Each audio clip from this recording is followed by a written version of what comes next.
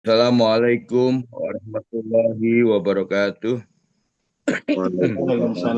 warahmatullahi Alhamdulillah wa syukurillah la khawla wa la quwata illa billah.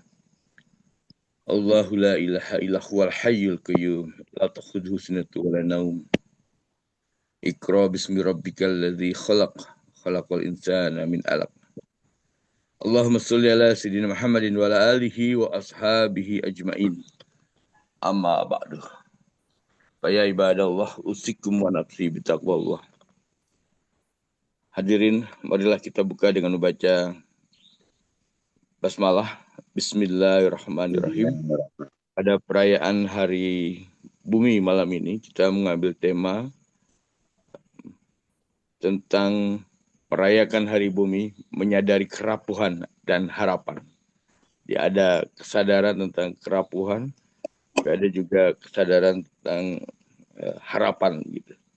Dan insya Allah nanti akan bertindak sebagai pembicara pertama, Iftitah Guru Tua Gede Parma, kemudian pemantik Profesor Dr. Masud Thayyib, lalu ada Kanjeng Sinau Iswanto Salam, dan juga Ayahanda Dilpan Datuk Habib Monti. Baik, untuk yang pertama, Iftitah Kapur Siri dari Guru Tua, pembina Akademi Bismillah Prasasti. Kepada waktu dan tempat, kami persilahkan.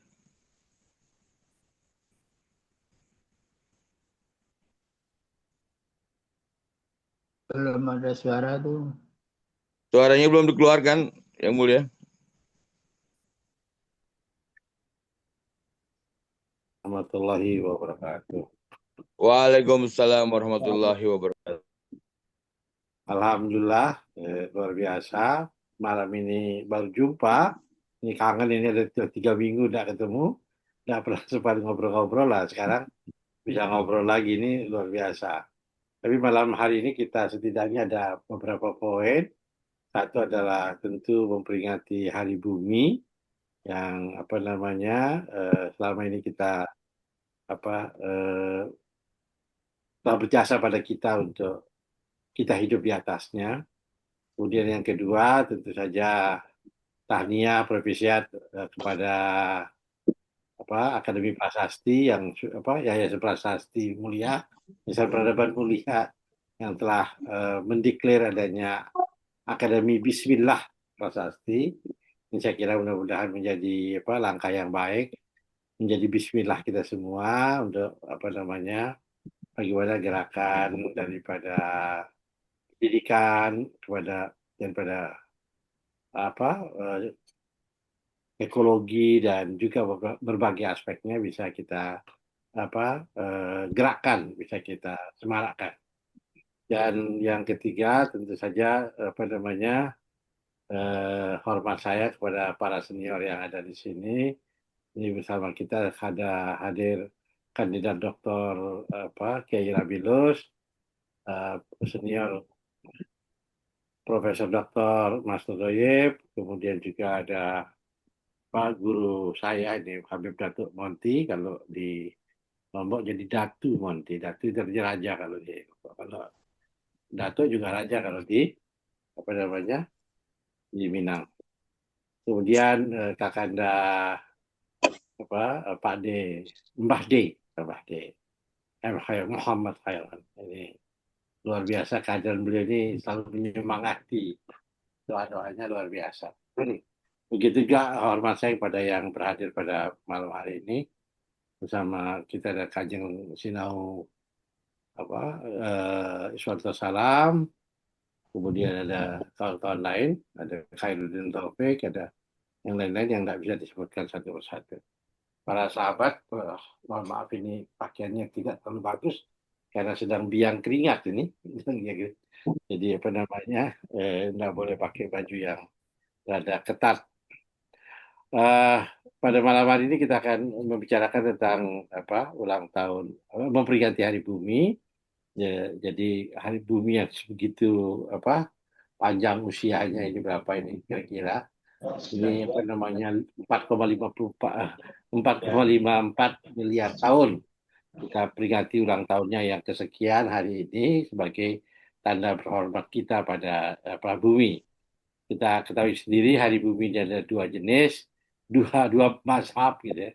Mazhab yang sifatnya bumi sebagai apa namanya bagian daripada kebahagiaan itu biasanya 21 Maret dan bumi sebagai upaya untuk memperbaiki bumi atau melihat lebih dalam kebijakan bumi kita rayakan pada tanggal 22 April ini. Dan saya kira dari gerakan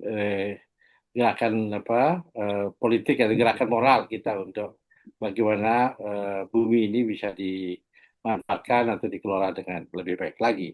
Saya kira bahwa perayaan pada malam hari ini juga bermakna bahwa untuk menumbuhkan kesadaran kita semua bahwa bumi yang kita pijak saat ini memang adalah amanah dari Allah SWT dan bukan milik dari penguasa-penguasa yang merusaknya.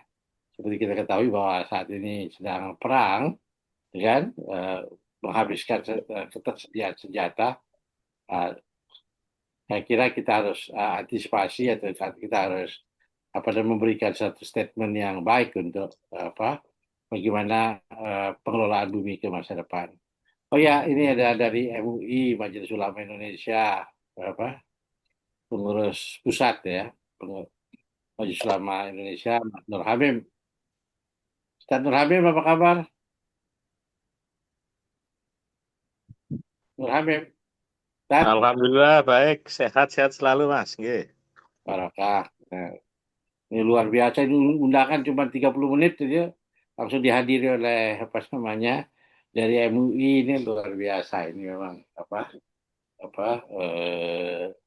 berkahnya ya untuk bisa kita rundingkan, bicarakan bersama apa gagasan kita, apa masukan kita yang terbaik bagi negara bangsa dalam kerangka peringatan Hari Bumi tanggal 22 April ini.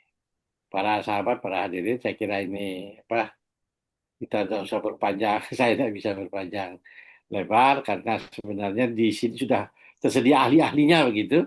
Jadi sudah ada ahlinya, Profesor Master, kemudian Kanda Habib Ketumonti, kemudian Kanjeng Sunan Wiswanto Salam, apalagi sini sudah ada dari Majelis Ulama Indonesia dan juga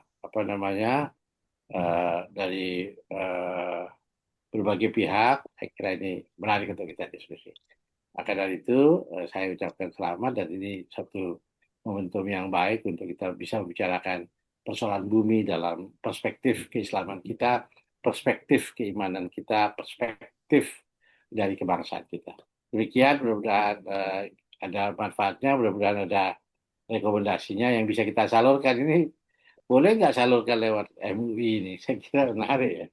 Kebetulan ada pengurusnya bersama kita di sini. Demikian, kita sama-sama berdiskusi. Billahi taufiq wal hidayah. Assalamualaikum warahmatullahi wabarakatuh. Waalaikumsalam warahmatullahi wabarakatuh. Matur nuwun Guru Tua Gede Parma. Terima kasih atas segala masukannya dan apresiasi buat semua yang hadir yang memang sangat mendadak hari ini, baru 30 menit yang lalu kita kirim undangan begitu. Luar biasa. Beranjak ke pembicara kedua, saya persilakan Profesor Mastur Taib. Silakan Profesor Romo Alip, tafadhol maskurun. Assalamualaikum warahmatullahi wabarakatuh. Waalaikumsalam warahmatullahi wabarakatuh. Bismillahi wa subhanallah. Walhamdulillahi wa la ilaha illallah wallahu akbar. Wa la hawla wa la quwata illa billahil azim. Al-azizil alim adada kulli harfin. Kutiba yaktabu abadal abadin wa ta'azat tahim. Asyhadu an la ilaha illallah wahdahu la syarika lah wa asyhadu anna Muhammadan abduhu wa rasuluh. Puji dan syukur marilah kita panjatkan kehadiran Allah Subhanahu wa taala. Shalawat serta salam kepada junjungan kita Nabi besar Muhammad sallallahu alaihi wasallam. Bapak-bapak, ibu-ibu, saudara-saudara, mana ini ibunya belum muncul ini. Dan para Zumiat, sebelumnya mohon maaf saya masih agak pucat nih wajah. Berapa hari ini tensi naik, gula naik. Ya, habis lebaran mungkin terlalu banyak mengkonsumsi hal-hal yang seharusnya kita hindari untuk usia-usia yang seperti saya ini. Nah, ini mungkin nanti bisa menjadi satu refleksi juga bagi kita bagaimana sesuai dengan tema kita pada malam hari ini, menyadari akan kerapuhan sebagai satu sikap yang mungkin mewakili pesimistis, ya. Tetapi di situ juga memunculkan satu harapan akan masa depan bumi yang hari ini beda sehari dengan hari Kartini kita peringati sebagai warga negara Kesatuan Republik Indonesia. Maka yang paling tepat adalah bagaimana kita merawat bumi dan menyemai harapan. Mari sekali lagi kita ungkapkan rasa syukur kepada Allah atas anugerahnya berupa bumi dan isinya. Bumi yang kita nikmati ketika pagi hari kita lihat bumi kita yang alhamdulillah masih berembun, yang membasahi punggungnya, yang berselimutkan pepohonan dan tumbuhan. Alhamdulillah, rumbutan dan belukar masih bisa kita nikmati, yang mengitari telapak kaki bumi yang kokoh, berurat berakar, menopang tubuhnya yang kekar. Alhamdulillah, akar-akar pepohonan yang menghujam ke dalamnya, pada kulitnya yang tebal. Nggak tahu berapa kita tebalnya bumi ini, kulit bumi ini berapa kilometer. Pernah ada satu penelitian dengan mengebor permukaan bumi sampai ke dalam. Akhirnya mata bornya itu luluh lantak karena panas yang menyembur dari dalamnya. Ini menunjukkan bahwa bumi kita ini berlapis-lapis dari lapisan-lapisan material yang sifatnya padat sampai kepada lapisan-lapisan yang sifatnya cair maupun cair yang bersuhu panas atau bersuhu tinggi sehingga mampu melumatkan logam-logam. Bagaimana kita bisa bayangkan seandainya kita berada di tempat itu, betapa panasnya bagaikan api neraka. Demikianlah satu deskripsi umum tentang bumi yang kita bicarakan pada malam hari ini. Sehingga ketika Isra Mi'raj Rasulullah Shallallahu Alaihi Wasallam ditunjukkan oleh Allah kepada Rasulnya. Bagaimana tentang kondisi bumi yang sudah tua renta pada 14 abad yang lalu. Bayangkan, pada 14 abad yang lalu, bumi sudah dibayangkan tua rentanya pada masa Rasulullah Shallallahu Alaihi Wasallam. Kalau manusia adalah merupakan kakek-kakek yang mungkin lebih tua atau mungkin seumur dengan saya yang punggungnya tidak lurus lagi, punggungnya sudah bengkok, suaranya sudah serak, jalannya sudah tertatih-tatih. Demikian juga bicaranya, banyak keluhan-keluhan yang keluar di dalamnya, dan juga kadang-kadang marahnya menimbulkan bencana bagi umat manusia berupa gunung meletus, asap yang membubung tinggi, asap-asap beracun. Demikian juga mineral-mineral beracun lainnya. Berapa kali tanah air kita ini kejadian bencana alam yang meluluh lantakkan kehidupan umat manusia. Itu baru persoalan bumi dari segi fisiknya yang kita lihat.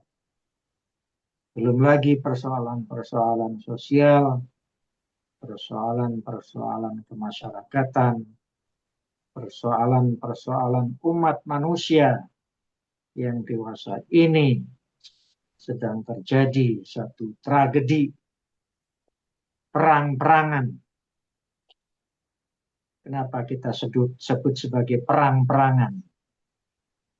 Karena saya lihat perang ini perang main mata, perang setengah hati, perang yang masing-masing sedang mengukur kekuatan lawan, ketangguhan lawan, kehebatan lawan di satu sisi, dan di sisi yang lain adalah mengukur kemampuan diri sendiri. Tapi di atas semua itu, apa yang terjadi adalah kekalahan total manusia terhadap dirinya sendiri, yaitu ketidakmampuan mengendalikan diri, ketidakmampuan mengendalikan hawa nafsu. Sehingga bumi yang sudah rapuh ini makin kian rapuh karena kerakusan, keserakahan dari umat manusia yang ingin menang-menangan, ingin menyatakan dirinya sebagai hero, dan menganggap yang lain atau orang lain atau bangsa lain atau umat lain adalah umat yang harus dienyahkan dari muka bumi. Bukan hanya perang-perangan secara fisik yang sekarang terjadi, juga adalah perang-perangan yang memang sengaja direncanakan dengan menebarkan benih-benih penyakit agar dari situ dia bisa mengeruk keuntungan duniawi bagi dirinya sendiri dan kelompoknya, sehingga nafsu berkuasanya ingin menguasai segala-galanya. Itu semua terpusat kepada dirinya dan kelompoknya saja. Sementara sesungguhnya umat manusia itu adalah memang umat yang kurang bersyukur, di mana sudah diperingatkan di dalam Al-Quran, di dalam banyak ayat bagaimana umat-umat terdahulu telah mengalami suatu kehancuran dari suatu ketinggian peradaban yang tidak tertandingi. Tapi karena ulahnya sendiri, akhirnya Allah menghukum melalui peristiwa-peristiwa alam yang dahsyat, maupun melalui makhluk-makhluk Allah yang lain yang berupa serangga atau belalang. Ini memberikan suatu proses penyadaran bagi kita. Dalam Al-Quran kita mengenal surat yang paling pendek. A'udzubillahi minasyaitonirrajim. Bismillahirrahmanirrahim. Inna a'tainakal kautsar fasholli li rabbika wanhar. Inna syani'aka huwal abtar. Padahal sesungguhnya Allah sudah memberikan kepada kita suatu kenikmatan yang sangat dahsyat. Tetapi apa yang dilakukan oleh manusia? Sehingga Allah perlu memperingatkan. Fasholli li rabbika wanhar. Hendaklah engkau sekalian sholat dan kemudian berkorban.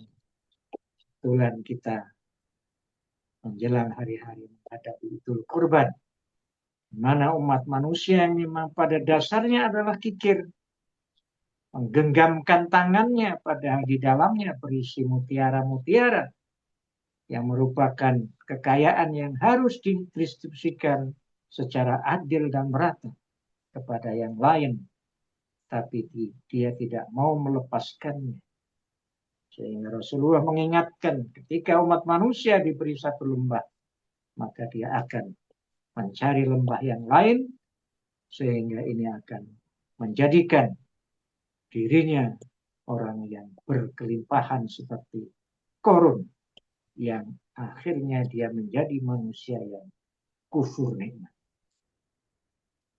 Yumiat yang berbahagia, itulah pokok-pokok bagaimana kita bisa merenungkan diri kita. Ya, Allah selalu tidak bosan-bosannya untuk mengulang ayat-ayatnya agar menyadarkan kepada kita. Bagaimana di dalam surat Ar-Rahman, Allah mengulang-ulang sampai belasan kali. Bagaimana Allah bertanya kepada kita, nikmat Tuhan manakah yang engkau? Nikmat yang mana yang engkau dustakan? Nikmat dari matamu, apa yang kamu dustakan? Nikmat dari mulutmu, apa yang kamu dustakan? Nikmat dari pendengaranmu, apa yang kamu dustakan? Nikmat dari perutmu, apa yang kamu dustakan? Semuanya adalah nikmat-nikmat yang selalu kita dustakan. Saatnya kita untuk berkaca hari ini pada peringatan hari bumi ini, untuk bagaimana kita berupaya untuk menghilangkan faktor-faktor negatif. Paling tidak kita bisa memperlambat proses keruntuhan bumi ini dengan daya upaya berupa amal soleh, sehingga menjadikan kita di dalam diri kita, pada keluarga kita, masyarakat dan bangsa kita, untuk bisa menjejakkan kaki di bumi ini, membuat suatu peradaban baru berdasarkan puing-puing peradaban lama yang harus dihancurkan. Lalu kemudian di atasnya kita bangun satu peradaban baru, yaitu peradaban yang berdasarkan imtak dan ibtak, di mana umat manusia selalu pada jalur kebenaran, baik kebenaran sunatullahnya maupun kebenaran sunnatuddin. Demikian apa yang dapat saya sampaikan. Mudah-mudahan webinar kita bisa berjalan dengan lancar dan menghasilkan perenungan, pemikiran, dan apapun yang kita hasilkan sebagai satu bentuk sumbangsih kita sebagai anak bangsa yang memang harus lebih meningkatkan kreativitas, inovasi, dan upaya-upaya amal soleh untuk kesejahteraan manusia. Demikian, billahi taufiq wal hidayah. Wassalamualaikum warahmatullahi wabarakatuh. Waalaikumsalam warahmatullahi wabarakatuh. Terima kasih Profesor. Sehat-sehat selalu. Perenungan mendalam yang menyentuh dari Profesor Mansur Thoib. Dan ini menjadi sebuah hikmah besar hari ini, keberkahan dari apa yang disampaikan oleh Profesor Masrur Thaib. Ini akan menjadi bekal yang luar biasa buat kita dan kelak kemudian anak cucu kita. Selanjutnya pembicara kedua saya persilakan Kanjeng Sinau Iswanto Salam. Pada Kanjeng Sinau saya persilakan. Bismillahirrahmanirrahim. Assalamualaikum warahmatullahi wabarakatuh. Waalaikumsalam warahmatullahi wabarakatuh. Ini nggak pakai video aja ya, biar suaranya jelas. Siap. Nggak apa-apa, lanjut. Pada peringatan Hari Bumi kali ini, saya ingin mencoba mensoroti beberapa hal yang menurut saya itu penting, karena bagian daripada merawat bumi itu adalah mengenali potensi-potensi yang memungkinkan bumi itu ini rusak, bumi ini hancur. Nah, kita harus melihat dari sisi yang lebih lebih dalam lagi dari perkara ini, sebagaimana diingatkan oleh Allah di dalam surat Al-Asr itu, Wal-Asri itu. Nah, nanti bisa dikaitkan dengan semacam protesnya para malaikat ketika manusia diciptakan pertama kali, yaitu akan membuat kerusakan di muka bumi. Nah, di mana letaknya proses-proses penghancuran, proses perusakan itu terjadi? Ada beberapa ayat di dalam Al-Quran itu dibilang begini, mereka menyangka bahwa apa yang dilakukan itu adalah untuk kebaikan, padahal sesungguhnya itulah melakukan kerusakan di muka bumi. Ada beberapa ayat yang bunyinya itu maknanya itu semacam itu. Nah, kita tarik kepada dalam surat Al-Asr itu. Wal asri innal insana lafi usrin illal ladzina amanu wa amilus solihati wa tawassaw bil haqq wa tawassaw bis sabr. Ini udah disumpah demi masa, demi waktu, demi sejarah. Artinya apa? Ketika manusia jatuh di dalam waktu, hitungan waktu, sejarah, masa, dia sudah dalam posisi merugi. Sesungguhnya dalam posisi merugi. Di mana letak meruginya itu? Nah, ini yang jarang kita bedah, jarang kita oncei gitu kan. Nah, letaknya itu ada pada syahwat untuk kepada duniawi. Jadi kegemaran untuk menumpuk-numpuk harta, bermegah-megahan. Dan itu selain proses alami, pertumbuhan penduduk yang demikian banyak. Nah, paradok ini nanti bisa kita saksikan bagaimana antara merawat bumi dengan laju pembangunan. Nah, laju pembangunan kalau kita telaah lebih rinci berbasis data, kita akan menemukan bagaimana kerakusan itu membawa bencana yang besar. Hutan dibabat. Jadi akhirnya menimbulkan bencana yang kemarin belum Januari lalu itu di Sumatera itu, di Aceh, di Sumatera Utara, kemudian Sumatera Barat. Itu ada apa? Karena tangan-tangan manusia. Nah, itulah paradoknya antara pembangunan dengan merawat bumi, karena sifat karakter manusia yang ingin lebih, ingin dianggap maju, ingin dianggap modern, terbaru. Nah, itu selalu identik dengan perusakan alam. Jadi kita bisa membayangkan misalnya di Indonesia sendiri aja itu, data yang memiliki wilayah pengelolaan lahan bumi kita itu ada yang kabarnya itu Wilmar itu hampir sebesar Pulau Jawa, satu orang. Ini kan dia itu merawat apa? Merawat kerakusan. Nah, sifat tamak rakus inilah sesungguhnya karena tertambat kepada kehidupan duniawi. Orang yang tidak ingat kepada asal muasalnya. Itulah makanya dalam surat Al-Asr itu dibilang, sungguh merugi manusia itu. Kenapa? Karena dia dibutakan oleh hawa nafsunya. Hawa nafsunya itu sebagai Tuhannya, sebagai pemandunya. Ambisi, kekuasaan, ambisi menguasai, akhirnya menindas, menghancurkan. Itulah watak dasar manusia. Nah, hanya dengan apa itu bisa dihindari ketika orang mulai masuk ke dalam. Hanya mereka yang beriman. Artinya iman itu apa? Kembali ke tempat asal. Tempat asal itu apa? Yang nikmat di sisi Allah. Seperti disebut tadi oleh Prof. Mastur itu. Nikmat itu hanya di sisi Allah. Kalau orang bersandar kepada dunia, niscaya dan pasti dia akan muncul watak rakus, watak tamak itu. Nah, itu yang menjadi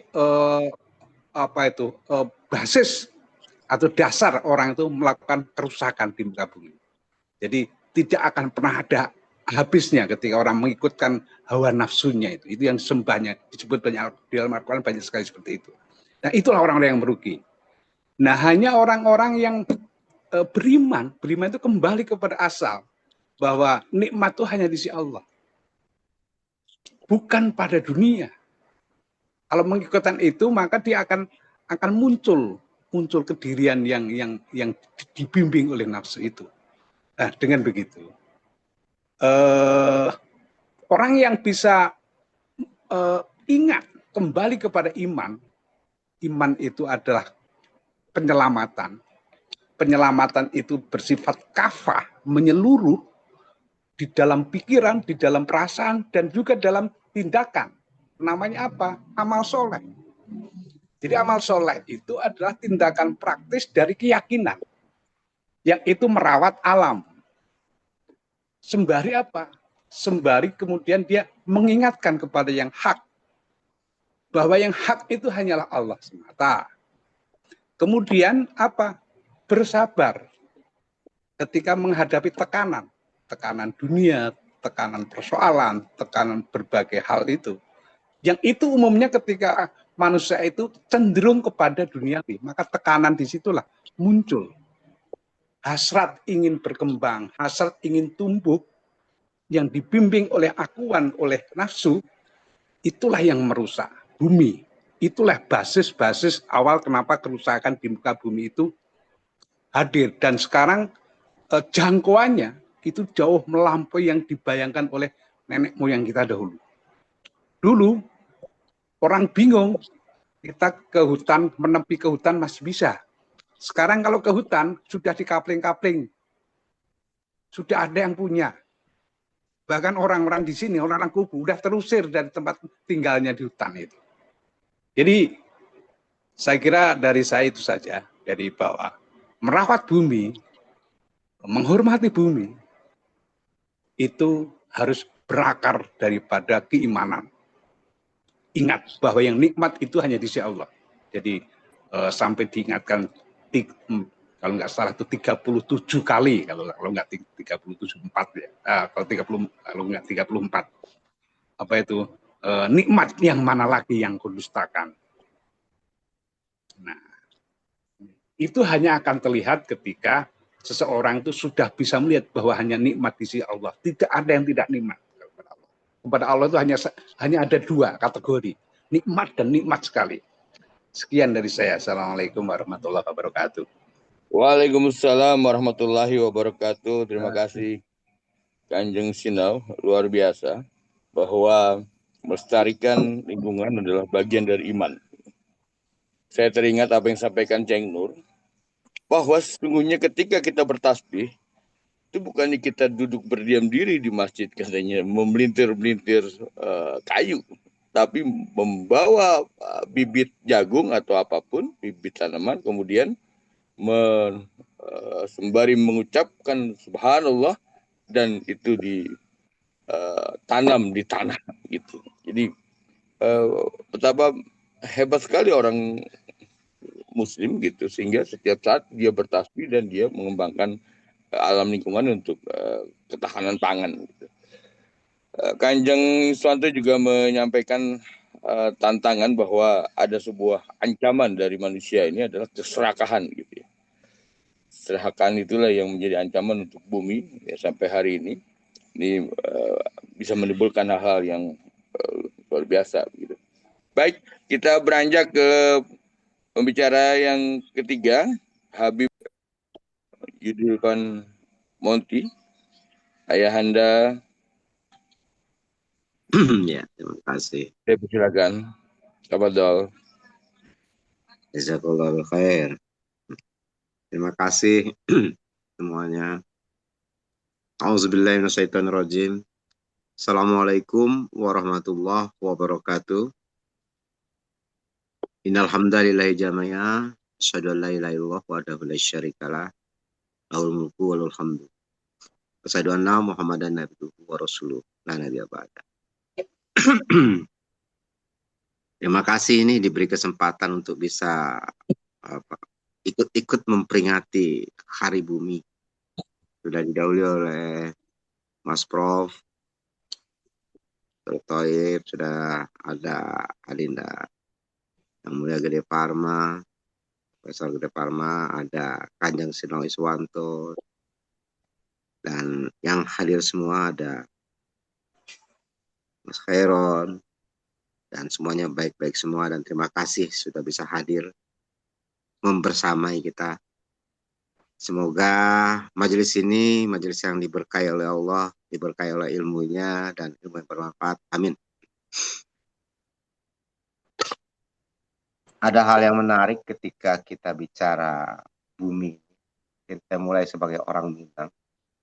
Ketika orang Minang itu dengan jelas sebagai penghulu atau sebagai pemangku adat atau nenek mama, itu tugas utamanya itu salah satunya adalah menjaga dan memelihara sekalian yang berpucuk dan bernyawa.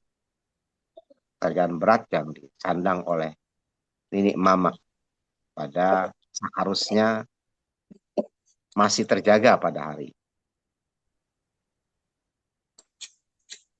Jadi kesadaran ini para leluhur kita sebenarnya dimanapun juga memiliki hal yang sama dalam rangkaian menjaga dan memelihara semua yang berpucuk dan bernyawa. Artinya tumbuh-tumbuhan, manusia, hewan, dan lain-lain. Di sisi lain, Allah jelas menyatakan kebersamaan kita dengan seluruh makhluk, yaitu Sabbaha lillahi ma fis samawati wa fil ardi wa huwal azizul hakim. Memasucikan apa-apa yang di langit dan apa-apa yang di bumi. Karena itulah kita proses kebersamaan kita dengan yang lain-lain. Sabbaha lillahi ma fis samawati wa fil ardi wa huwal azizul hakim, dan dia adalah yang maha perkasa lagi maha bijaksana. Kalimat ini menyatakan betapa manunggaling kawulo jagat ini, kawulo semesta ini juga menjadi bagian penting dari instrumen yang sering dielulukan para LSM bayaran berupa bayaran lingkungan hidup yang pura-puranya menjaga lingkungan hidup, ternyata begitu yang hidup makhluk lain supaya diam ya dibayar dulu. Makanya tidak heran ketika Minangkabau hampir sekitar 2/3 wilayahnya itu mengalami kerusakan yang fatal. Karena pemangku adatnya tidak memahami fungsi dan tugas daripada yang diembannya atau sumpah saktinya sendiri terhadap jabatan yang disandangnya, yang diemban, yaitu untuk menjaga dan memelihara sekalian yang berpucuk dan bernyawa. Karena dengan serta-merta mereka ikut menandatangani bagaimana menyerahkan, menjual, menggadaikan. Yang tadinya di Minangkabau itu tidak ada istilah jual dan beli pada tanah. Karena semua adalah milik Allah.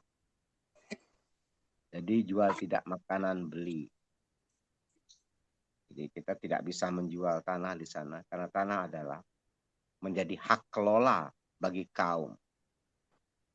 Nah, hari ini hutan-hutan adat kita tahu-tahu diklaim oleh negara, pertama-tama menjadi kawasan hutan lindung, kemudian hutan yang melindungi para sawit dan pertambangan-pertambangan baik emas, batu bara dan lain sebagainya. Apakah bumi rusak?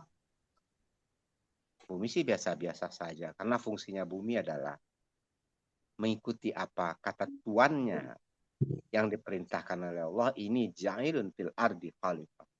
Allah menciptakan buminya dulu, baru manusia untuk mengatur pengelolaan bumi itu sendiri. Ketika kita sudah tidak tahu lagi berapa umur bumi, apakah bumi itu bisa dihitung umurnya? Karena kalau menurut perjalanan cahaya, perjalanan waktu, tentu sangat jauh sekali daripada perhitungan yang kita kira-kirakan. Karena 1 tahun cahaya itu, 1 hari cahaya itu, perjalanan cahaya, waktu cahaya itu sekian ratus tahun atau sekian ribu tahun. Maka bumi itu diciptakan lebih dahulu baru manusia. Adam jatuh dari jannah sampai ke bumi kalau belajar Ma'rifatul Adab. Maka prosesnya itu biliunan juta tahun. Biliunan tahun, jutaan biliun tahun gitu. Artinya biliunan tahun itu turun ke bumi dan menikmati kehidupan baru pada ajanatin art, pada surga dunia yang pada waktu itu masih tentu baru dia dan beberapa makhluk yang lain yang sudah dipersiapkan. Maka seiring perjalanan waktu semua orang berbicara persoalan tidak hanya keserakahan atau Fir'aun, Hamun, dan Korun itu 3 jenis spesies yang menjadi penguasa dengan gelarannya yang Allah tetapkan sebagai Fir'aun, Korun, dan Hamun. Ada penguasanya, ada yang mencari hartanya, ya, ada yang melindungi kekuasaan yang dikuasai. Sehingga merusak menjadi suatu perbuatan yang dilegalkan oleh hampir di seluruh negara yang bernama negara yang ada manusianya, yang ada alamnya, yang bisa dieksploitasi. Maka membuat kerusakan ini ja'ilun fil ardi khalifah yang harusnya menata menjadi inna fir'auna fil ardi kana minal mufsidin. Sesungguhnya Fir'aun itu di muka bumi membuat kerusakan. Maka Fir'aun ini melegalkan bagaimana merusak bumi itu menjadi legal. Di Indonesia mungkin kita kenal ada undang-undang investasi atau omnibus law dan anak pinaknya yang lain. Maka wajar terjadi bencana di mana-mana karena negara ternyata ditugaskan oleh kita untuk merusak kita sendiri. kita serahkan tanah, air, dan manusia ini kepada para pendahulu ini yang menyatakan dirinya Republik Indonesia, maka kita menyerahkan kerusakan ini dilegalkan dengan alasan-alasan yang harus dipaksakan menjadi masuk ke dalam akal dan sanubari kita pada hari ini. Sehingga kerusakan itu sungguh tidak sedikit dan berulang-ulang. Tetapi sesungguhnya bumi itu berevolusi. Dia selalu berkembang. Makanya ketika orang Minang menyatakan alam tak kambang menjadi guru, alam yang terkembang menjadi guru, maka alam itu dia akan terus berkembang. Terus melakukan revolusi. Revolusi-revolusi inilah yang Allah maksudkan di dalam surat Al-Zalzalah. Sebagaimana yang Rasul sampaikan di hadapan para penyair di pasar Ukas. Iza zulzilatil ardu zilzalaha wa akhrajatil ardu asqalaha wa qala al insanu mala yauma idzin tuhaddisu akhbar. Akan terjadi nih ketika apabila bumi diguncang dengan seguncang-guncang. Berkali-kali kita mengalami sejak para leluhur sampai hari ini. Setiap ada yang berbuat kerusakan, bumi menjawab. Dan bumi telah mengeluarkan beban-beban berat yang dikandungnya. Beban-beban mineral, material di gunung-gunung, Merapi, dan lain-lain. Wa qala al-insanu mala, dan manusia bertanya, apa yang terjadi pada bumi?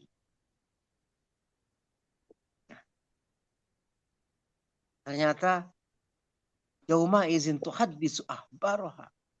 Pada hari itu bumi menyampaikan berita. Bi anna rabbaka auhala. Karena sesungguhnya Tuhanmu telah memerintahkan yang demikian. Yauma izin tuhaddis. Yauma izin yasdurunas astatal liyuraun a'malakum. Pada hari itu manusia keluar dari kuburnya dalam keadaan berkelompok-kelompok untuk diperlihatkan kepada mereka balasan atas semua perbuatan. Sehingga akhir ayatnya bahwa bumi sudah mengeluarkan peringatannya berkali-kali. Dan kita selalu abai berkali-kali terhadap peringatannya, terhadap apa yang dikabarkan oleh bumi dari keluh kesahnya ketika semua beban-beban bumi itu diambil alih oleh manusia. Nah, karena kerusakan-kerusakan yang dibuat inilah, maka terjadi hal seperti itu. Anehnya kita malah bertanya, apa yang terjadi dengan. Jadi kita bertanya kepada apa yang telah kita lakukan, kepada apa yang telah kita perbuat terhadap bumi. Dan kita lebih senang memperingati hari bumi untuk berpesta pora, perti-perti, minum-minum koktail di luar negeri mungkin, dan lain-lainnya. Tetapi lupa kalau bumi sesungguhnya yang memberi peringatan kepada kita. Dia berkabar kepada kita atas apa yang telah kita lakukan. Balasan inilah yang setimpal diterima oleh manusia, tetapi manusia kayak mabuk, nggak sadar. Dan kita hari ini mengiyakan atau diam atau menolak secara diam juga menjadi bagian daripada hal-hal yang dilegalkan untuk melakukan kerusakan muka. bagaimana kita akan memperingati? Kita tidak tahu nasib kita di atas bumi besok pagi atau minggu depan atau tahun depan. Kita tidak tahu ketika kalau semuanya sudah diguncang, tentu kita sangat tidak tahu. Orang-orang masa dahulu yang telah melakukan kerusakan bumi juga akan dikeluarkan. Dan kita lihat hari ini. Apa-apa yang Allah sampaikan ternyata terjadi. Dan kita menganggap itu bukan apa-apa dan disebut bencana alam. Kita lupa bahwa sesungguhnya khususnya Indonesia statusnya bukan Indonesia rawan bencana, tetapi Indonesia rawan rencana. Mungkin itu yang bisa saya sampaikan. Terima kasih. Inna fatahna laka fatahum mubina. Wassalamualaikum warahmatullahi wabarakatuh. Waalaikumsalam warahmatullahi wabarakatuh. Terima kasih Profesor, luar biasa.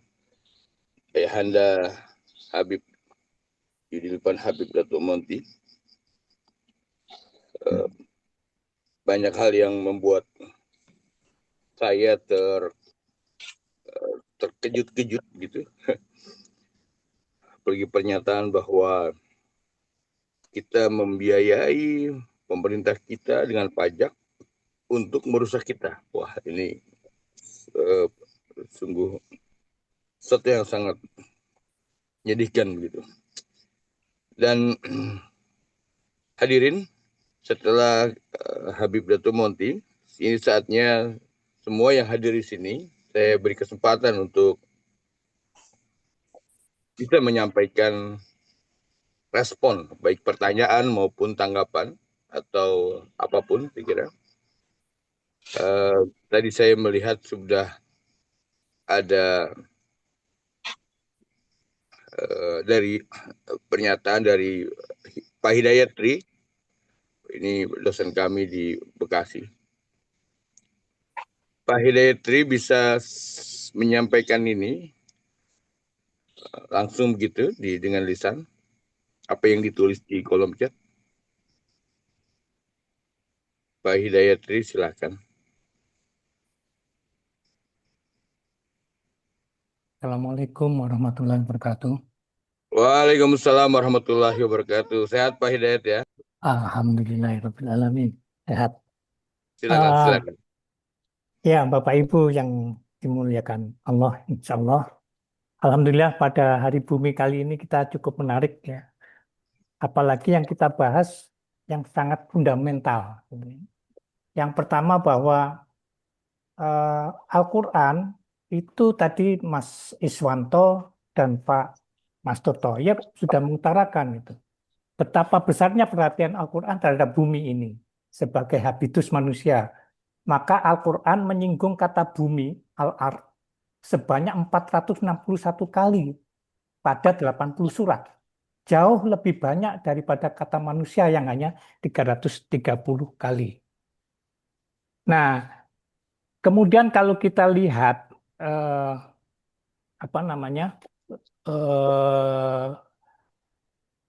yang lain, misalnya kata al-fasad, ya. Al-fasad itu misalnya dalam surat Al-Rum ya dikatakan, al-fasad itu disebut lebih dari 50 kali dalam Al-Quran sebagai bukti haramnya berbuat kerusakan di planet bumi ini. Jadi planet bumi ini merupakan rumah kita bersama yang masing-masing kita tidak bisa hidup sendiri-sendiri, tetapi saling berinteraksi. Ya. Hablum minallah, hablum minannas, hablum min alam. Al-Fi'ah. Ya. Nah, Bapak Ibu yang dimuliakan Allah, oleh karena itu sebenarnya yang diungkap oleh Pak Iswanto tadi itu memang betul. Ada al-fasad itu salah satu sisinya adalah keserakahan itu. Ya. Kemudian fakta-fakta yang lain misalnya gitu ya. Said Husin Nasr misalnya pernah mengatakan bumi sedang mengeluarkan darah dari luka-luka yang ditimbulkan oleh manusia, yang tidak lagi selaras dengan surga. Dan karena itu dalam perselisihan yang terus-menerus dengan lingkungan terestrial. Jadi itulah yang mengapa Kiai Haji Ali Yafi itu menambahkan dalam makosid syariah itu menjadi Hifun al-Bi'ah. Itu menambahkan kenapa pentingnya merawat alam ini. Saya pikir itu yang bisa saya sampaikan. Terima kasih Pak Komarudin. Baik, terima kasih. Terima kasih Pak Hidayat. Ini menarik bahwa Islam sudah memberikan infrastruktur teknis bagaimana mengelola alam dan menekankan pentingnya gitu ya. Dan fakta yang luar biasa sampaikan Pak Hidayat tadi bahwa Al-Quran menyebut lebih banyak dari manusia itu sendiri gitu. Luar biasa. Terima kasih Pak Hidayat. Luar biasa. Yang lain saya persilakan. Di sini ada ada Kang Juki, ada Pak Heron, Kanda Heron, Ustadz Nur Hamim mungkin atau Kiram. Ya, dari MUI mungkin. Ya, Ustadz Nur Hamim, silakan.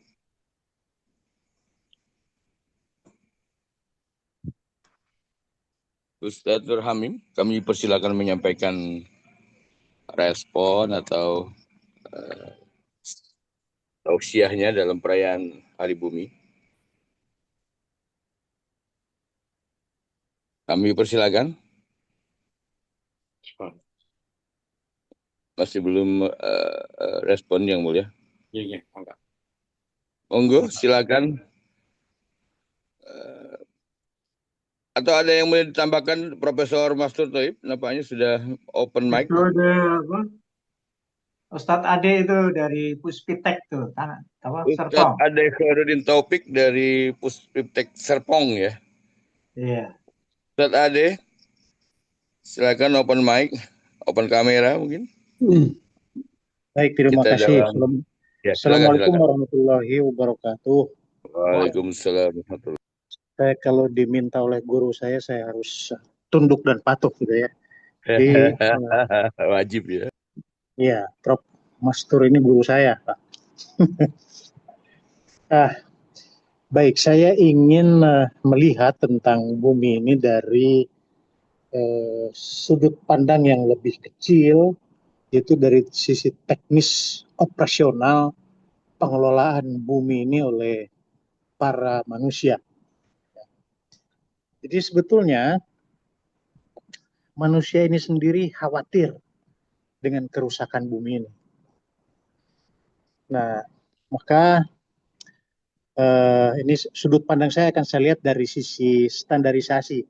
Karena kebetulan saya dulu di LIPI bekerja di Pusat Penelitian Sistem Mutu dan Teknologi Pengujian. Nah, salah satu bidang kajiannya adalah tentang standarisasi. Saya ingin melihat dari situ. Nah, kekhawatiran manusia dalam lingkungan ini lebih luasnya, maka manusia atau negara-negara di dunia ini berkumpul dalam suatu organisasi yang diberi nama International Organization for Standardization, IOS ya singkatannya. Nah, IOS ini punya produk namanya ISO. Jadi mungkin bapak-bapak atau ibu-ibu pernah mendengar nama ISO begitu.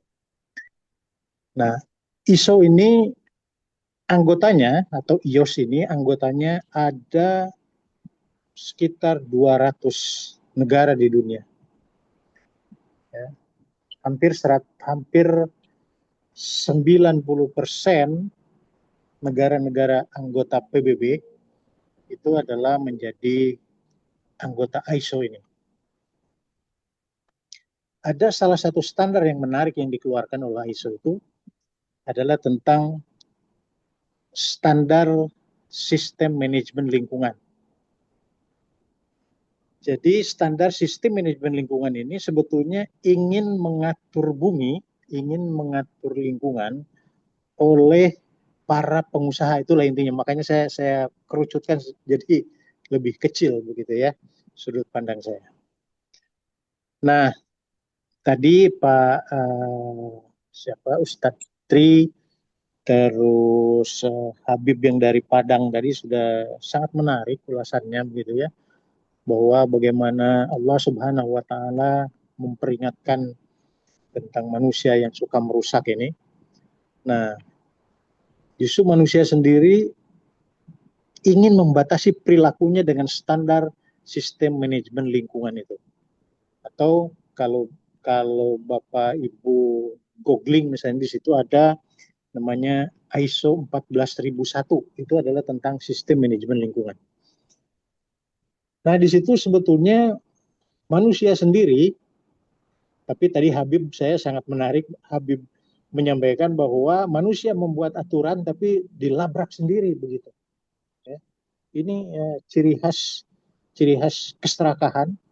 Di satu sisi manusia ingin mengatur dengan baik dan benar, tapi di sisi lain itu adalah ada manusia-manusia yang melabrak tadi. Bahkan saya lihat di chat tadi Ibu Iftah kalau nggak salah ya, bagaimana oligarki itu merusak lingkungan.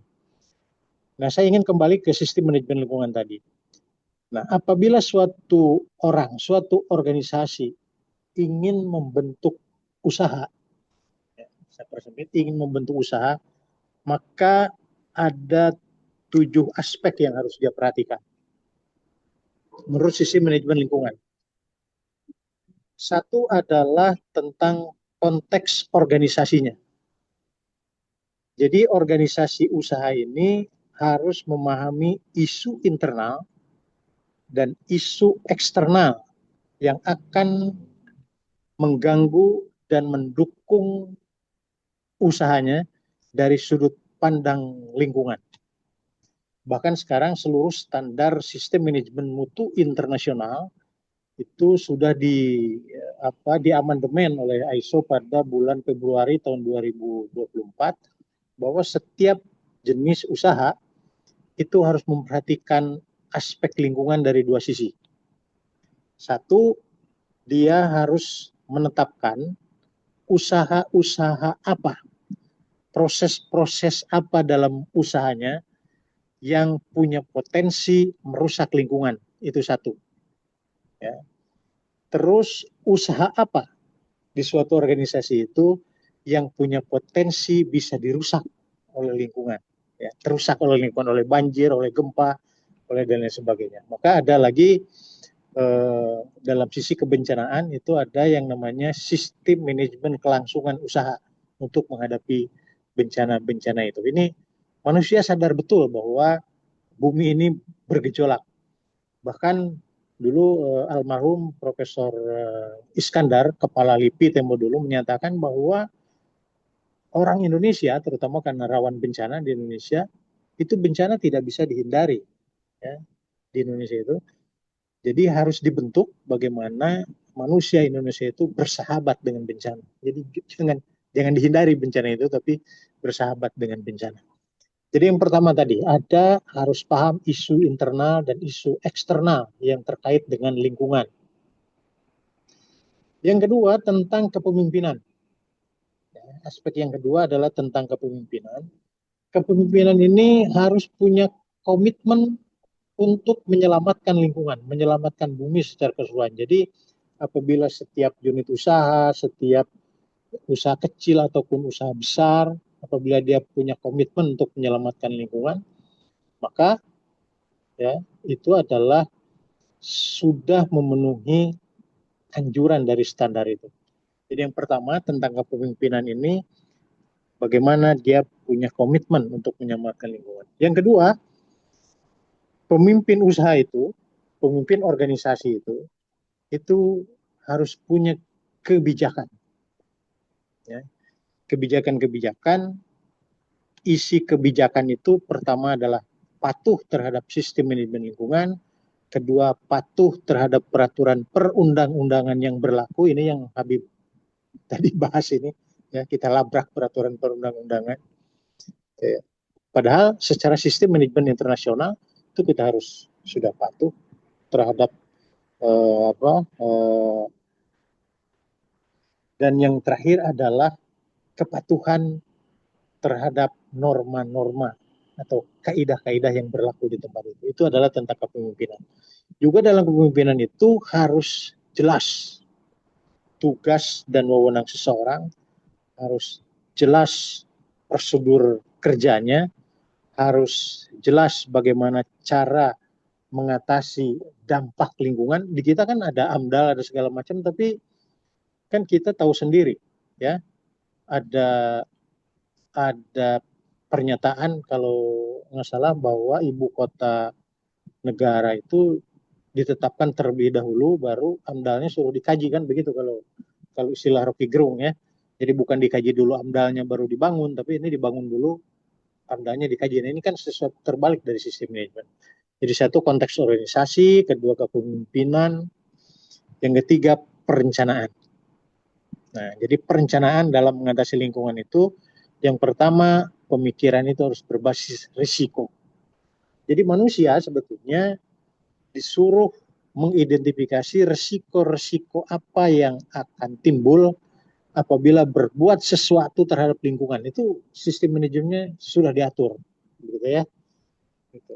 Jadi mungkin saya tidak piawai mengungkapkan dari sisi ayat-ayat Al-Qur'annya, tapi itu sangat terkait dengan perintah-perintah Allah bahwa kita harus melakukan identifikasi risiko. Desain dan pengembangan lingkungan itu harus benar, gitu ya. Setiap proses, titik proses yang berbahaya terhadap lingkungan itu harus diidentifikasi risikonya. Kalau risiko itu nilai risikonya itu ada berapa? Kalau risiko itu terjadi, mitigasinya harus seperti apa? Ya. Itu perencanaan. Yang keempat adalah dukungan sumber daya, itu juga harus jelas. Ya.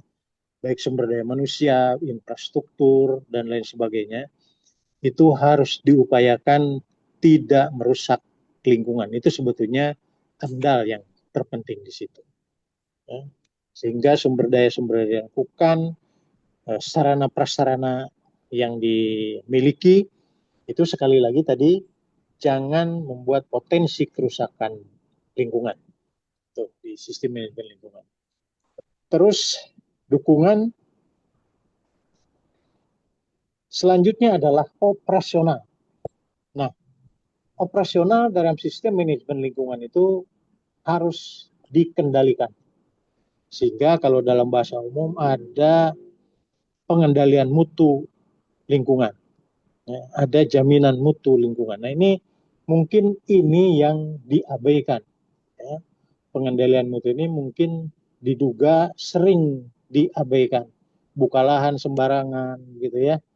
Terus datangkan alat berat yang merusak lingkungan, habitat tumbuh-tumbuhan, binatang, dan lain sebagainya menjadi rusak.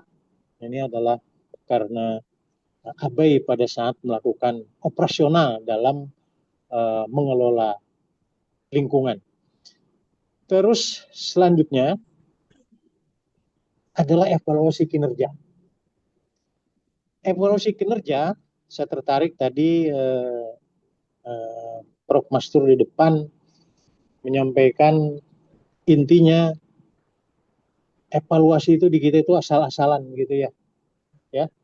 Bahkan di TikTok itu banyak sekali candaan-candaan tentang evaluasi yang bisa sebetulnya ukurannya kurang, dibikin pas, tapi inspektornya dikasih buah tangan tertentu. Nah, ini itu terjadi di lapangan. Padahal secara standar internasional itu sudah diatur bagaimana evaluasi kinerja itu harus dilakukan. Evaluasi terhadap kepuasan lingkungan sekitar. Evaluasi kinerja para pemangku kepentingan.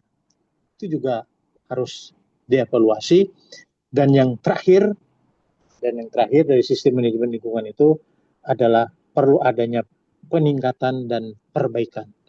Jadi peningkatan dan perbaikan secara berkelanjutan dalam pengelolaan lingkungan itu mutlak diperlukan. Ya. Aspek-aspek apa yang lama yang baik itu harus dipertahankan, tapi kita harus mencari nilai-nilai baru yang lebih baik. Nah, jadi saya ulang lagi, secara sistem manajemen lingkungan internasional, itu sudah ada 7 aspek tadi yang sebetulnya apabila itu dipenuhi, saya berpendapat, ya, saya berkeyakinan lingkungan kita tidak akan rusak separah ini seperti di Aceh, di Sumatera Barat, dan di Sumatera Utara. Jadi yang pertama harus paham konteks organisasi, yang kedua kepemimpinannya itu harus benar, yang ketiga adalah perencanaan yang berbasis risiko, dukungan sumber daya harus jelas, operasi harus dikendalikan, kinerja harus dievaluasi, dan yang terakhir kita harus selalu melakukan tindakan-tindakan perbaikan secara berkelanjutan. Saya kira itu dari saya, entah itu komentar saya tepat atau tidak, tapi terima kasih atas kesempatan yang diberikan. Assalamualaikum warahmatullahi wabarakatuh. Waalaikumsalam warahmatullahi wabarakatuh. Ustadz Ade luar biasa sekali, pendalaman yang sangat bermanfaat saya kira, dan memberikan mata wawasan baru bahwa sebenarnya sudah ada infrastruktur untuk melakukan sebuah pencegahan gitu dengan ISO dan juga AMDAL dan sebagainya begitu. Hanya persoalannya kemudian di lapangan yang namanya aturan main tinggal aturan main gitu ya. Akhirnya ditinggalkan gitu. Kalau boleh curhat ya Pak Ade dan hadirin sekalian, kami tinggal pondok pesantren kami itu di kawasan Bekasi bagian utara gitu. Dan sebagai penyangga ibu kota, kita mendapat kutukan untuk menjadi solusi atas populasi masyarakat yang bekerja di Jakarta, kemudian tinggal di daerah-daerah pinggiran. Gitu. Sebagai tetangga Jakarta, kita harus menjadi penyangga. Akhirnya dibangunlah sawah-sawah menjadi perumahan, sawah-sawah menjadi pemukiman gitu. Yang kemudian mengubah kontur tanah yang tadinya bisa membuat resapan, gitu akhirnya sekarang sudah tidak bisa jadi resapan. Dan air ketika musim hujan itu ngelontor terus, yang gerojok terus, lari terus ke bawah, ke daerah-daerah utara ini, ke arah lebih rendah ya, ke arah laut gitu. Muara Gembong, Sukawang, Cabang Bungin itu udah menjadi langganan banjir. Ini yang terjadi di Kabupaten Bekasi, Kota Bekasi. Dari Pak Hidayatri saya bacakan saja, ini luar biasa saya kira. Kata Al-Fasad disebut lebih 50 kali dalam Al-Quran sebagai bukti haramnya berbuat kerusakan di planet bumi. Penafsiran Said Qutb dalam tafsir Fi Zilal Quran dan relevansinya terhadap zaman modern menunjukkan bahwa satu, menekankan bahwa kerusakan tidak terbatas pada aspek fisik atau ekologis, tapi lebih mendasar, yaitu kerusakan moral, spiritual, dan sosial. Dalam surat Al-Baqarah ayat 11-12 menggambarkan kaum munafik yang mengaku membawa perbaikan padahal justru merusak tatanan masyarakat. Kemudian surah Al-A'raf ayat 56 menunjukkan kerusakan setelah Allah memperbaiki bumi yang tampak pada eksploitasi alam dan ketidakadilan lingkungan. Kemudian di surah 21-22 menegaskan bahwa menyingkirkan tauhid berarti membuka jalan bagi kacauan sosial. Kemudian terakhir 34 surat 27 memperingatkan bahwa kekuasaan zalim menghancurkan masyarakat. Gitu ya. Baik, terima kasih Pak Hidayatri masukannya. Sudah 21:22, saya persilahkan ini para pembicara untuk memberikan closing statement sebelum acara kita ditutup. Saya persilakan untuk menyampaikan closing statement Profesor Master Thoib. Yang pertama silakan, 3 menit buat Profesor. Ya, terima kasih. Alhamdulillah kita sudah mendapat banyak masukan-masukan ya, dari teman-teman kita. Saran saya yang pertama, mudah-mudahan nama-nama ini nanti dicatat oleh Romokim untuk giliran berikutnya menjadi narasumber.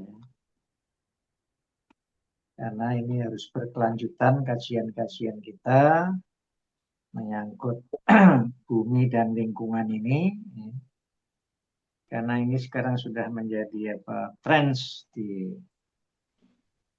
kurikulum-kurikulum, baik kurikulum perguruan tinggi maupun kurikulum lembaga-lembaga masyarakatan yang ada untuk bagaimana bisa ikut menanggulangi keparahan bumi dan lingkungan ini, sekaligus bagaimana kita bisa mensosialisasikan, mengkampanyekan, kemudian kita sendiri terjun di dalamnya untuk ikut serta.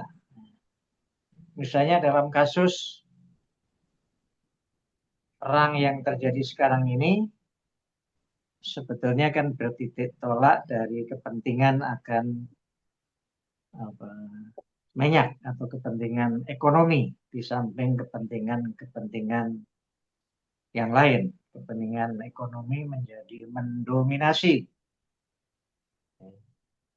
Nah, oleh karena itu kita tidak bisa cuma ada di blok 1 atau ada di blok B, tetapi kita aktif bagaimana agar menekan kedua-duanya untuk menghentikan perang.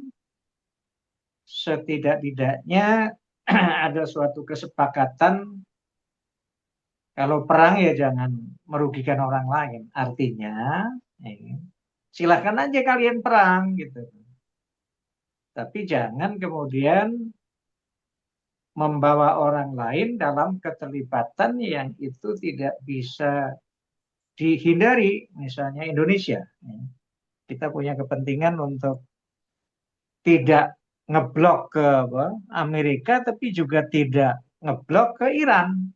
Tapi adalah ngebloknya adalah pada kepentingan kita untuk menegakkan keadilan dan kebenaran. Selama negara-negara di dunia dan masyarakatnya itu ada pada kedua blok ini, maka kita akan jamin bahwa perang tidak akan bisa berhenti. Inilah pentingnya kita mempunyai kedewasaan dan kesadaran yang tinggi untuk terlibat dalam menciptakan perdamaian dunia melalui kekuatan-kekuatan yang kita miliki. Kalau kita punya kekuatan atau kesadaran dalam berpikir, ya itu yang kita sumbangkan kepada dunia, bagaimana kita bisa melakukan itu dalam suatu gerakan-gerakan, bisa berupa demo, tapi juga ditingkatkan berupa suatu pengentasan terhadap problem-problem nyata yang ada di dunia ini. Jadi konstitusi kita sudah mengamanahkan kepada kita untuk menjaga perdamaian dunia. Terima kasih. Wassalamualaikum warahmatullahi wabarakatuh. Waalaikumsalam warahmatullahi wabarakatuh. Saya tadi sudah menjanjikan closing statement dari Kanjeng Sinau dan Datuk Monty. Mohon izin, ada Kiai Ramilus yang akan membacakan puisi. Sayang sekali kalau dilewatkan gitu. Maka izin silakan Kiai Ramilus Ram menyampaikan puisi. Apa judulnya tadi? Terima kasih. Rangkuman 3-4 pembicara. Buka wajahnya. Open kamera, Kiai. Masya Allah. Bumi, maafkan kami. Wahai ibu bumi, ibu kami yang sejati. Di sana aku lahir, di sana aku mati. Di saat gagah, aku suka lupa kepada tanah. Wala tamshi fil ardi maraha. Di saat menjadi mayat, aku akan terurai hanya dalam tempo 100 hari. Terurai kembali menjadi tanah. bermula dari bumi, bergerak di atas bumi dengan pongah dan congkak. Lalu engkau akan terbenam, terurai kembali menjadi tanah. Apakah engkau lupa dengan ibumu yang sejati? Wahai bumi, maafkan kami. Terima kasih. Wassalam. Tepuk tangan semua, tepuk tangan. Luar biasa Kiai Ramilus. Seorang kiai yang seniman yang kiai. Baik, saya kembali ke track awal. Saya persilakan Kanjeng Sinau. 3 menit untuk Kanjeng. Kemudian nanti diakhiri oleh Yudilvan Habib Datuk Monti. Silakan Kanjeng Sinau. Masih ada kah?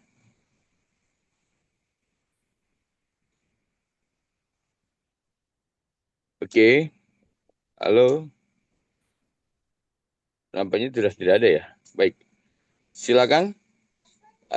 Ayahanda Datuk Monti masih ada? Oh, tidak ada. Oh, di sini ada Ya. Dr. Muhammad Hatta.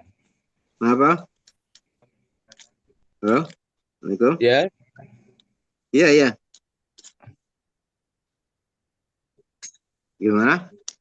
Ya, Habib, silakan closing statement 3 menit di akhir acara. Iya, terima kasih. Sederhana saja. Dunia boleh saja bikin standarisasi ISO atau apapun namanya, dunia internasional. Tetapi ISO itu juga suatu hal yang mereka buat untuk kepentingan negara mereka masing-masing. Seperti halnya Eropa, Amerika, dan lain. Membuat ISO standar lingkungan seperti itu. Undang-undang lingkungan juga seperti itu. Dan bahkan undang-undang tentang masyarakat adat juga dibikin. Artinya, segitu banyak undang-undang dan bahkan undang-undang Allah sendiri itu dilecehkan oleh, bahkan banyak orang alim yang melecehkan. Ini persoalan terberat dari hidup kita pada hari ini terhadap bumi, tempat kita bersujud, tempat kita mengais rezeki, dan tempat kita berkubur besok.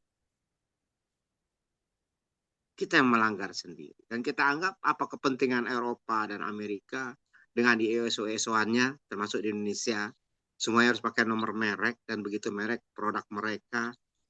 Kalau cuma hanya tujuannya Rothschild dan kawan-kawannya, buat apa? Ini persoalan yang harus kita ingat kembali. Jadi keserakan-keserakan yang kita buat dengan sistematika untuk membatasi ternyata menjadi pembatasan terhadap orang-orang kecil saja. Masyarakat adat yang bangunan-bangunannya di Nusantara ini tidak ada yang menjadi pencakar langit, tapi justru dicakar-cakar akarnya. Ini yang kita hadapi pada hari ini. Undang-undang lingkungan dan ekosistem yang terjadi di kita ini sangat berbenturan. Tidak boleh ada bangunan di tepi pantai, tetapi semua di pantai sudah dibeli oleh para investor asing. Pegunungan yang tempat-tempat punya elevasi yang dilarang untuk membangun bangunan itu sudah didirikan hotel-hotel dan bentuk gua-gua. Dan itu sudah dijual semua. Dengan namanya undang-undang sertifikasi lahan namanya. Akhirnya menjadi sertifikat hak milik negara. Maka alam taro ila lazina baddalu nikmatallahi kufran wa ahalu qaumaha ila darul maut. Tidakkah kamu perhatikan bagaimana kita mengangkat pemimpin-pemimpin kita karena kita menukar nikmat Allah dengan kekafiran, dengan keingkaran. Karena mengangkat pemimpin-pemimpin yang akan menggiring kita kepada negeri kehancuran. Dan kita sudah masuk kepada fase seperti itu. Terima kasih. Assalamualaikum warahmatullahi wabarakatuh. Waalaikumsalam warahmatullahi wabarakatuh. Waalaikumsalam warahmatullahi wabarakatuh. Terima kasih. Ayahanda Yudilvan Habib Monti. Baik. Sudah hadirin sekalian, sudah 21.33. Ini saatnya kita menutup agenda ini. Terima kasih atas semua yang telah disampaikan. Tentu ini suatu hal yang berharga, sangat bermanfaat, dan mohon diikhlaskan menjadi wakaf pemikiran dari kita semua untuk malam ini. Tentu saya kira menarik untuk tema Hari Bumi 2026 ini, Our Planet, Our Power, bahwa planet kita adalah kekuatan kita. Bagaimana kita mengembalikan kekuatan itu menjadi sebuah kekuatan, itu tidak dicabik-cabik oleh kepentingan, gitu, dan keserakahan. Baik, terima kasih. Saya Komarudin Ibnu Mikam dari Akademi Bismillah Prasasti Bekasi, mengucapkan terima kasih pada semua narasumber. Terima kasih dan apresiasi juga pada semua yang hadir pada kesempatan malam ini. Apa yang disampaikan ini suatu hal yang berharga, dan mudah-mudahan ini akan menjadi kontribusi positif kita bagi masa depan Indonesia. Dari saya sekian, billahi taufiq haq. Kita tutup dengan baca doa kafaratul majlis. Subhanakallahumma wa bihamdika. Assalamualaikum warahmatullahi wabarakatuh. Acara resmi sudah kita tutup, tapi di sini ada Bapak Muhammad Hatta dan Ceng Nur. Itu saya persilakan saja mungkin kalau ada yang ingin sampaikan. Ceng Nur atau Bapak Muhammad Hatta? Maaf. Baik. Maaf, saya ini baru tahu sekitar jam 10. Ternyata baru buka HP ya. Baru dengar, saya belum apa-apain. Saya baru tahu. Jamnya jam 8, sekarang jam 10. Iya. Luar biasa. Gimana? Romo Kim sudah beres? Sudah, alhamdulillah sudah selesai. Oh, baik gitu, insya Allah. Mana siapa tadi? Amim tadi mana? Nur Hamim? Nur Hamim, Nur Hamim. Masih ada kah? Atau sudah tidak ada? Udah keluar. Jadi kalau ada Nur Hamim tadi, halo? Ya. Nah, bagus diusulkan kepada Nur Hamim pada MUI agar ada pelajaran Earth Studies. Jadi ada studi bumi begitu. Bukan geologi ya, bukan belaka geologi. Tapi bumi dalam pengertian apa yang disampaikan tadi oleh oleh Prof. Master, oleh Abdul Monti, oleh Kiai Ram gitu ya. Jadi saya kira mesti ada rekomendasinya kepada MUI agar ada diwajibkan gitu untuk sekolah-sekolah Islam ada studi tentang bumi atau Earth Studies. Jadi agar orang sadar sangkan palan yang mati. Ya kemana dia mau pulang nanti gitu ya. Di mana dia berasal dan di mana pulang nanti. Saya kira ini menarik sekali. Bagus hasilnya, bagus itu. Tajam, firasat tajam, bagus. Dikaji lebih dalam gitu, sehingga orang-orang nggak jadi lupa diri kayak sekarang ini kan pejabatnya pada lupa diri, ya seolah-olah tidak sangkan palan yang mati, seolah-olah mereka tidak akan mati gitu kan, asik-asikan aja di hotel mewah, bisa matilah kan, sangkan palan yang mati, ya kan, kembali ke tempatnya berasal. Saya kira kalau tadi ada Hamim, saya kira ini bisa kita lanjutkan begitu, khusus untuk yang Akademi Bismillah untuk lebih menajamkan tadi tentang studi tentang bumi. Ini menarik juga tadi yang disampaikan Mas Tri tadi tentang tentang ISO 14.000 K1. Itu menarik sekali, 1401 ya. Atau 14.001, sehingga bisa menjadi refleksi kita bagaimana ketentuan itu, standarisasi itu tercipta dan mengapa orang lain kok buat standar tentang kita. Saya kira menarik kata Amir tadi, kenapa orang lain dibuat standar untuk kita buat standar untuk diri kita punya filosofinya, kita punya ilmunya, kita punya tanda leluhur kita, ke orang lain jangan atur. Orang lain kita buat standarnya. Ya kira gitu. Mudah-mudahan sehat semua. Salam. Baik. Terima kasih semuanya. Kita tutup ya. Kita mau tutup 9, 8.